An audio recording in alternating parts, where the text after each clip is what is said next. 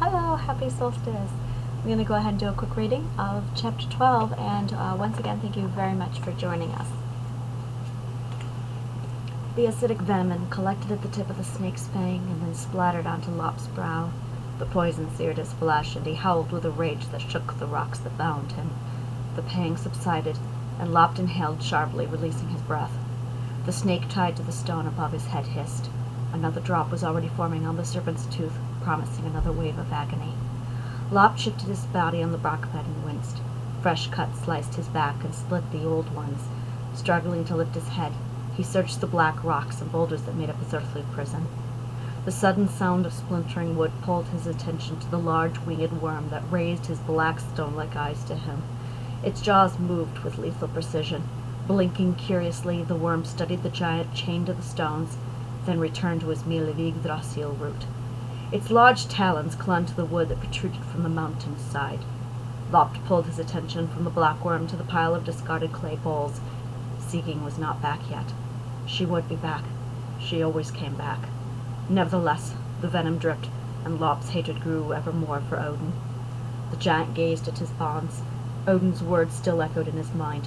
Special bonds. Odin had called them unbreakable. He'd given Lop that a contemptible grin. Made by the Devour. And with an elding, no doubt, Lop grumbled aloud while inspecting the silver sheen that glistened on the black metal.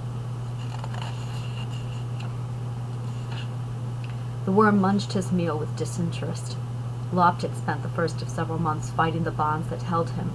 The enchanted metal showed no signs of wear. If anything, it appeared to be stronger, thicker. I had them forged just for you with what little remains of your sons, Odin had said. Raw hate twisted Lop's insides with a flood of memories that invaded his senses. He remembered the random adventures spent in Odin's company when they would end the day exchanging women, story, and mead. Another drop fell from the snake's fang, and Lop howled, shaking against the pang, Seeking would be back soon. Seeking would be back soon. Seeking, he whispered. She suffered so much already. Odin had killed their sons. Lop would be sure to return the favor. The giant pulled on the chains again, still seething with rage. Another drop of venom fell, and Lop bellowed, trembling against the pain. Again the pang subsided, and only the shadow remained while he lay stretched on the stone, panting. His black hair covered his face like long, menacing fingers. Lop opened his vivid green eyes and gazed at the snake hanging above him. He would find a way to escape, and he would see to it that Odin suffered as much as his beautiful Seeking. Yes, Odin would suffer.